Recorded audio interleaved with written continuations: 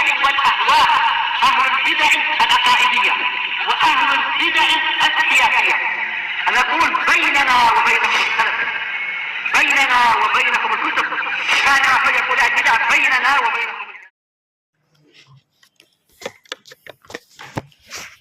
Bismillahirrahmanirrahim. Alhamdulillah wassalatu wassalamu ala Rasulillah wa ala alihi wa sahbihi wasallam. Lanjut ikhwah membahas tentang sirah nabawiyah.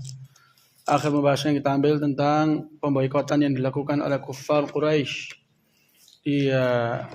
disekutuai oleh keturunan Kinanah, Bani Kinanah terhadap Bani Abdul Manaf, yaitu Banu Hashim dan juga Banu Al-Muttalib. Qala thumma sa'a fi naqdi tilka sahifati aqwamun min Quraisy. Kemudian sekelompok dari orang-orang Quraisy sendiri itu berusaha untuk menggugurkan kesepakatan tersebut. Karena kesepakatan tersebut ya mengandung kezaliman dan penghabusan untuk suatu kemanusiaan dan menghancurkan hati nurani untuk seorang manusia. Terlebih antara mereka dengan yang mereka boikot itu ada hubungan nasab. Ada hubungan nasab.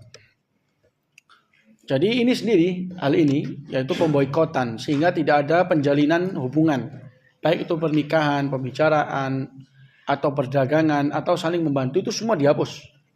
Hal itu ya ikhwah termasuk hal yang diingkari untuk tabiat asal orang-orang Arab. Tapi karena hal itu bertentangan dengan suatu maslahat yang mereka kira itu maslahat, maka mereka kedepankan maslahat.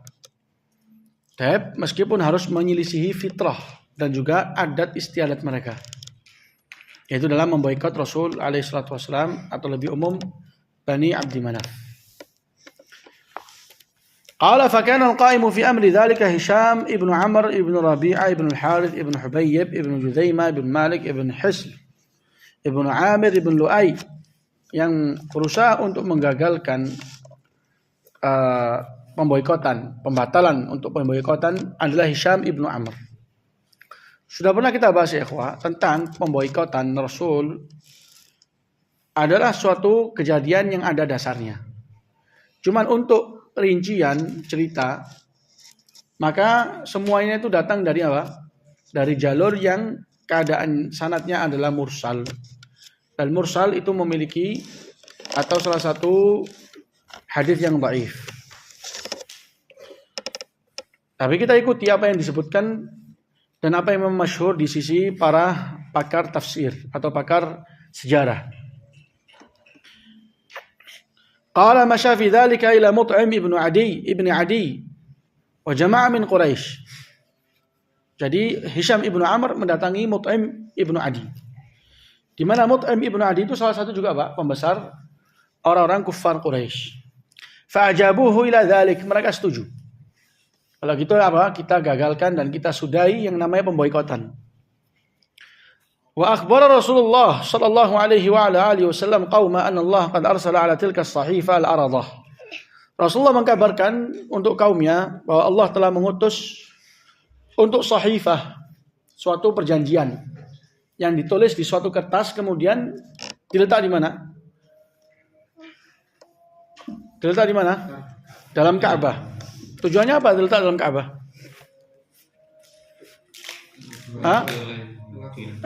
Pengagungan. Jadi sahifah ini hal yang diagungkan. Sebagaimana kalian agungkan Ka'bah ini.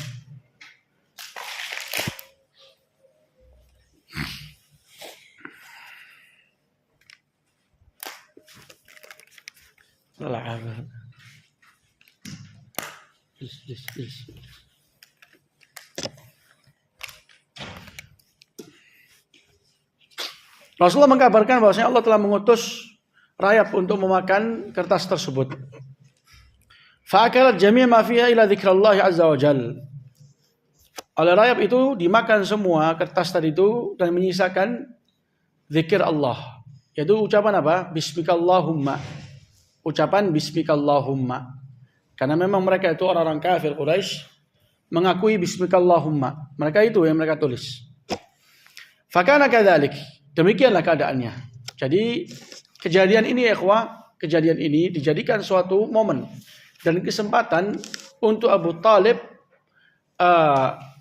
menghujai mereka-mereka orang kufar Quraisy. Sehingga Abu Talib membuat suatu taruhan.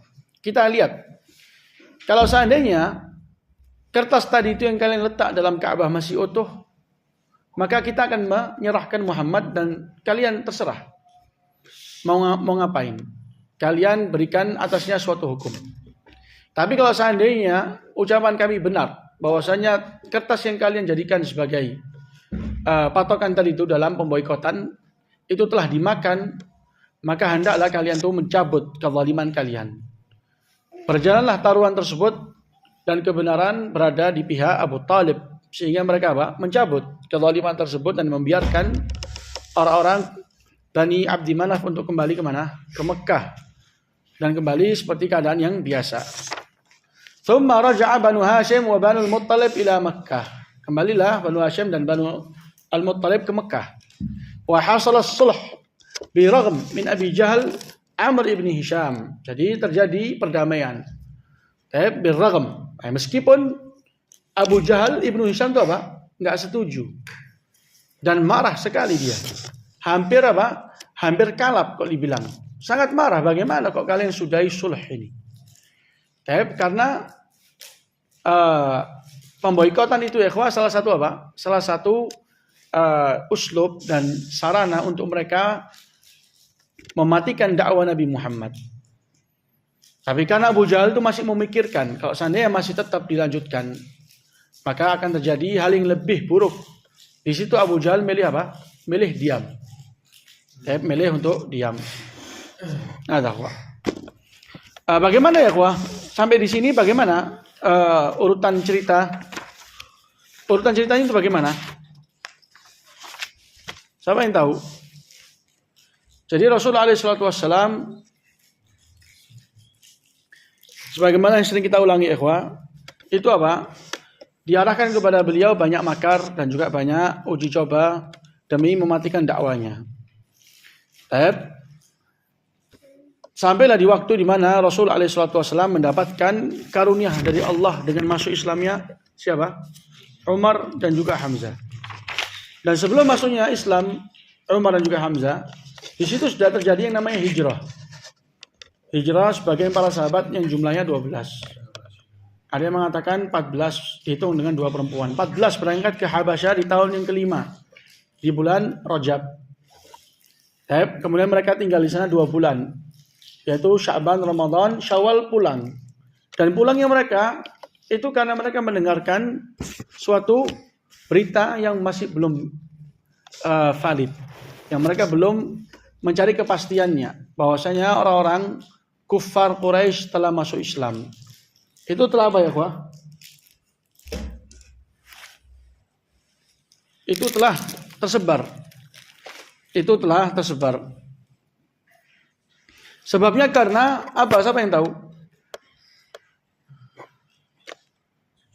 Sujudnya siapa? Nah, sujudnya orang-orang kufar Quraisy ditambah dengan para pembesar mereka. Itu ikut sujud bersama Nabi.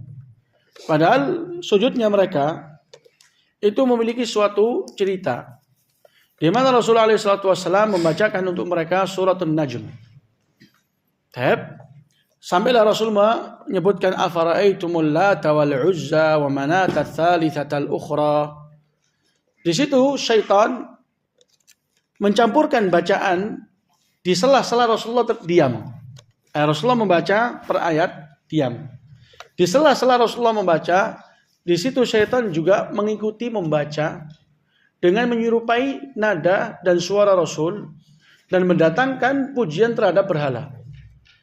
Dan ayat itu adalah tilkal gharaniqul ula wa inna syafa'atahunna la turtaja.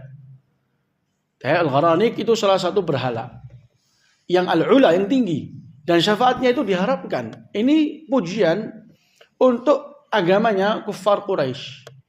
Sehingga waktu Rasulullah sampai di akhir ayat fasjudu lillahi wa'budu, mereka ikut sujud karena tidaklah Rasulullah, kata mereka, pernah memuji Tuhan-Tuhan kami sebelum ini. Dan ini yang dikenal dengan Qissatul Gharaniq, ceritanya Al-Gharaniq. Di mana cerita ini itu dimasuki dalamnya kedustaan. Apa? Rasulullah lah yang membaca wa yani madza tilkal gharaniqul ula wa inna syafa'atahunna la turtaja. Ini kedustaan ya ikhwah. Kedustaan telah diriwayatkan dalamnya itu suatu athar dengan sanad yang dhaif. Bahkan kata Ibnu Khuzaimah ini juga salah satu pemalsuan dari orang-orang zanadiqah, orang-orang munafik yang ingin menghancurkan Islam dari dalam. Sehingga mereka mencampur dalam suatu cerita dengan tambahan-tambahan yang jatuhnya itu menghancurkan Islam dari dalam. Masa Rasulullah pendakwah tauhid sebaik-baik nabi yang telah diberikan ismah, penjagaan, yang gak akan mungkin salah dalam menyampaikan wahyu, kok mendatangkan ucapan kufur di sela-sela menyampaikan firman Allah. Jadi Rasulullah membacakan ayatul Najm dan dalamnya ada pujian untuk siapa? Untuk orang-orang, untuk berhalanya kufar Quraisy. Ini juga apa? Ini juga termasuk kesesatan ini. Ini kesesatan dan pencemaran untuk nama baik Rasul alaihi salatu wassalam. Dan juga lihat bagaimana para sahabatnya mereka itu apa? Duduk diam dan ridha serta ikut sujud. Maka ucapan ini atau pengakuan bahwasanya ayat tadi itu pujian terhadap berhala itu pada hakikatnya bukan ucapan Nabi. Tapi itu suatu ilqaus syaitan. Syaitan mengucapkan di sela-sela Rasulullah apa? Diam dengan nada yang apa? Yang mirip. Makanya Allah mengatakan wa ma arsalna min qablika min rasul wala nabi illa idza tamanna alqas syaitanu fi umniyatihi. Jadi enggaklah kami utus sebelum engkau ya Muhammad seorang rasul atau nabi kecuali kalau dia itu tamanna, ai tala. Kalau dia itu tamanna artinya tala yaitu membaca, kecuali syaitan itu akan apa? Akan meniupkan dalamnya itu suatu ucapan. Fa yansakhallahu ma yulqi syaitan tsumma yahkumullahu ayatihi. Kemudian Allah menghapus apa yang diucapkan oleh syaitan, apa yang ditiupkan oleh syaitan, dan Allah menyempurnakan ayatnya. Dan tujuan dari pencampuran firman Allah dengan bisikan syaitan tujuannya untuk fitnah bagi orang-orang yang ada dalam hatinya itu penyakit dan semakin memberikan keyakinan tentang kebenaran bagi orang-orang yang beriman. Liyaj'ala ma yulqi syaitan fitnatan lil ladzina fi qulubihim marad wal qasiyatu qulubuhum. وَلِيَعْلَمَ الَّذِينَ أُوتُوا الْعِلْمَ أَنَّهُ الْحَقُّ مِنْ رَبِّكَ فَيُؤْمِنُوا بِهِ فَتُخْبِتَ لَهُ قُلُوبُهُمْ. Jadi syaitan ya ikhwah akan meniupkan wahyunya itu melalui lisan-lisan wali-walinya dan akan memberikan kerancuan kepada wali-wali Allah sehingga seakan-akan dia mengucapkan padahal bukan. Itu yang benar ya ikhwah. Wa illa asalnya cerita Gharanik ini dengan lafaz tilkal gharaniqul ula itu diriwayatkan dengan sanad-sanad yang lemah. Kalaupun benar maka pemahamannya seperti itu. Bukan Rasulullah yang mengucapkan, tapi syaitan yang mengucapkan dengan nada yang mirip. Kemudian apa? Difahami oleh kufar Quraisy itu ucapan Rasulullah. Akhirnya mereka ikut sujud. Itu orang-orang Habasyah waktu mereka mendengar seperti ini mereka kembali. Mereka kembali dengan anggapan tadi itu. Tapi tatkala mereka sudah hampir sampai di Mekkah, di situ mereka mengambil suatu rencana yang baik. Jadi nggak masuk kecuali selepas benar-benar mereka mengetahui bahwasanya kabar tentang Islamnya kufar Quraisy tidak valid, nggak benar. Sehingga ada yang kembali, ada yang masuk dengan jaminan, ada yang masuk dengan secara sembunyi-sembunyi ngambil keperluannya langsung apa? Kembali seperti Abdullah ibnu Mas'ud. Kemudian selepas itu mereka langsung apa? Kembali hijrah. Mereka kembali hijrah dan hijrah yang kedua itu jauh lebih apa? Jauh lebih banyak jumlahnya. Jumlahnya jauh lebih banyak. Jumlahnya jauh lebih banyak. Jumlahnya berapa? Siapa yang menyebutkan? 80. Ada yang mengatakan 80 lebih. Saya dipimpin dengan Ja'far ibn Abi Thalib. Di situ mereka berangkat hijrah. Dan bagaimana kapan kembalinya? Kembalinya juga apa? Berangsur. Ada yang kembali pas sebelum Rasulullah hijrah. Ada yang kembali pas Rasulullah sudah sampai di Madinah. Ada yang kembali kapan? Selepas kemenangan Khaybar. Itu ada yang kembali seperti Ja'far bersama beberapa para sahabat. Di sini wattasal al-khabaru billadzina hum bil Habasyah anna Quraisyan aslamu. Telah sampai kabar dengan orang-orang yang ada di Habasyah, di negeri Habasyah, bahwasanya orang-orang Quraisy telah masuk Islam. Sebabnya apa? Yang tadi itu. Sebabnya tadi itu penyangkaan bahwasanya Rasulullah itu menyamai dan mencocoki mereka dalam berhala. Padahal enggak. Faqadima Makkah minhum jamaah. Datanglah kembalilah mereka sebagian sekelompok dari para sahabat ke Mekah. Fawajadul bala'a wa syiddata kama kana. Tapi ternyata kabarnya enggak benar. Yang ada cobaan, siksaan itu masih sama. Fastamarru bi Makkah ila an hajaru ila Madinah. Sekelompok dari mereka itu ada yang tinggal di Madinah, tinggal di Mekah sampai datang waktu hijrah ke Madinah. Kecuali Sakran. Illa Sakran ibn Amr zauj Sauda bint Zam'ah fa innahu mat ba'da maqdamihi min al-Habasyah bi Makkah qabla al-hijrah al-Madinah. Wa illa Salama bin Hisham wa Ayyash ibn Abi Rabi'ah fa innahu mahtu bisa mustad'afain. Jadi yang enggak ikut hijrah itu siapa? Sakran. Karena dia meninggal selepas kedatangannya dia dari Habasyah. Sebelum dia pindah atau hijrah ke Madinah. Dan juga yang enggak hijrah itu, yang enggak berangkat ke Madinah, Salama ibnu Hisham wa Ayyash ibn Abi Rabi'ah, karena mereka itu tertahan, enggak mampu. Istilah mustadhaf itu enggak tahu jalan atau enggak memiliki bekal. Dua ini. Yang Allah Azza wa Jalla maafkan.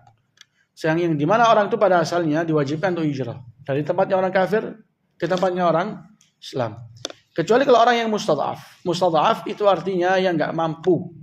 Imam enggak ada bekal atau enggak tahu jalan. Karena enggak tahu jalan itu apa? Bahaya. Lebih bahaya daripada antum enggak punya uang. Karena kalau antum sampai ketahuan di suatu tempat ternyata itu tempat penjagaan yang sangat ketat, maka antum enggak ketemu dengan uang antum lagi. Enggak ketemu juga dengan keluarga. Tapi langsung kemana? Ke penjara. Itu pun kalau selamat. Kalau enggak dibunuh di tempat. Itu keadaan orang kalau mau lari dari cekaman atau cengkeraman orang-orang yang zalim. Seperti waktu kita mau keluar dari Son'ah, masa di mana orang-orang Syiah berhasil mengambil alih dan menguasai Son'ah. Kalau mau keluar dari Son'ah itu harus hati-hati. Karena antum tahu keluarnya antum itu untuk melarikan diri dan menyelamatkan agama. Yang mungkin di suatu saat antum akan kembali dalam keadaan menyerang. Nah di sini mereka apa? Menyaring, gak keluar kecuali orang itu yang sudah memang menyamar. Ada yang menyamar. Ada yang melewati jalan yang gak diketahui. Ada yang mengambil suatu waktu momen. Atau ada yang mendapatkan surat khusus dari negaranya masing-masing. Orang Rusia dapat dari kedutaan Rusia. Orang Jerman hakata. Wa illa untuk keluar dari cengkeraman mereka-mereka yang zalim itu sulit. Makanya Allah Azza wa Jalla maafkan bagi mereka-mereka yang enggak tahu jalan, enggak tahu solusi. Wa ila Abdullah ibn Makhramah ibn Abdul Uzzah fa innahu hubis. Demikian juga Abdullah bin Makhramah karena dia apa? Di penjara. Falamma kana yaum Badar haraba minal musyrikin al muslimin. Tapi ini Abdul bin Makhramah di waktu perang Badar dia berhasil kabur dari orang-orang musyrikin menuju ke kaum muslimin. Ini ya ikhwah pembahasan. Jadi kita ambil pembahasan hari ini itu sedikit tentang penyelesaian tentang pembahasan pemboikotan dan juga tentang ceritanya Gharaniq dan sedikit sambungan atau urutan cerita tentang sirah nabawiyah sehingga kita tuh bisa sedikit membayangkan bagaimana keadaan di ahli Mekki di zaman Mekah. Subhanallah, subhanallah,